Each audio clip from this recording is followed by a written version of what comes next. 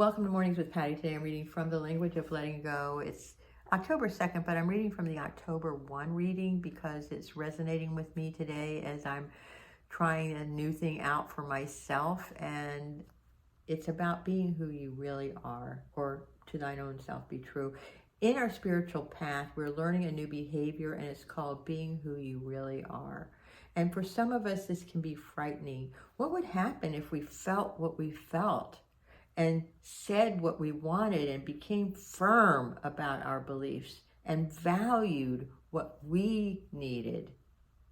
What would happen if we let go of our camouflage of adaptation? What would happen if we owned our power and our own power to be ourselves?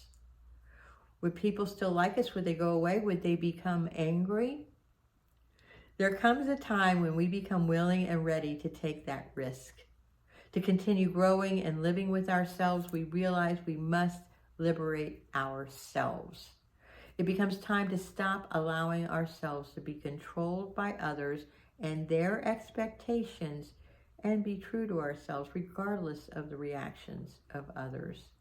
Before long, we begin to understand some people may go away, but that relationship would have ended anyway. Some people stay and love and respect us more for taking the risk of being who we really are. And we begin to achieve intimacies and relationships that work. We discover that who we are has always been good enough. It is who we were intended to be. And today, I will own my power to be myself.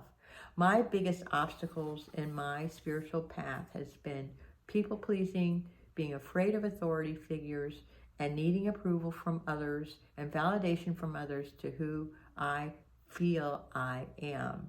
And I always get in trouble if any of those are around me. If I'm trying to fit and contort myself into who you think I should be. And then I show up as a limited version of myself. And I love the way they say camouflage adaptations. You know, since I was 25 years old, I wanted to be a therapist. But people would say, what? You? A therapist? And then I would take that and not believe in myself. And then I see the people who are therapists, and I'm like, God, I'm a little bit better than they are.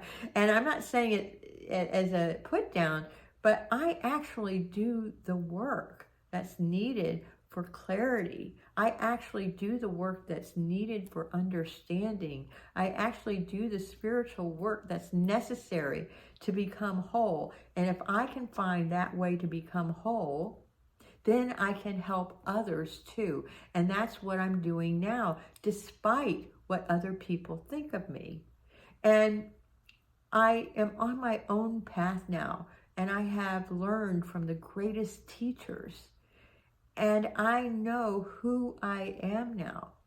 And when my danger points show up, when I need somebody's approval, when I'm afraid of what their reactions are going to be, when I worry if I'm not going to be good enough, then I don't need to be with those people anymore.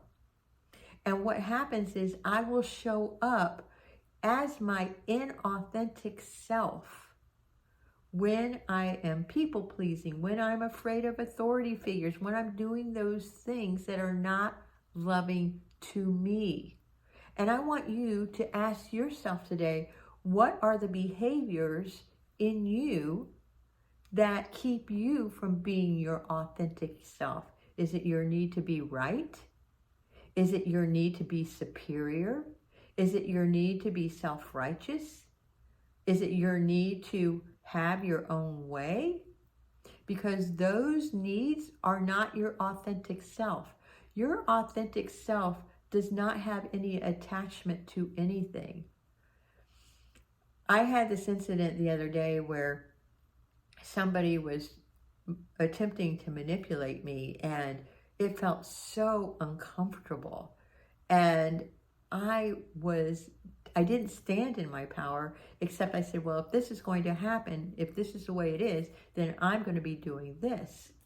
And then the person tried to control even more. And I'm like, I don't want to be in this.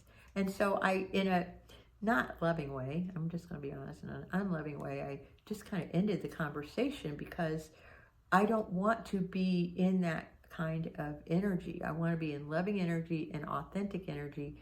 And I can be directly asked and then I can say no.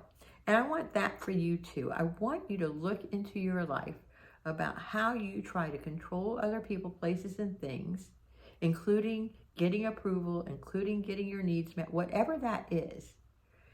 And look at what the emotional needs of yourself are. What things do you need to say, and can you say it in a loving way? And can you reach out and be who you really are without compromising your values? But you're going to have to know those values first. I know this is a long-winded way of saying be who you are, but it's a really important piece to explore within yourself. And I would love for you to take some time in your journal today and look at yourself about who you really are and how you want to express yourself in an authentic way that aligns with your values. It's so important. If you like this kind of content, please like, subscribe, and maybe share this with somebody who desperately needs it. And even if they don't desperately need it, it's going to be something that would probably be helpful for them.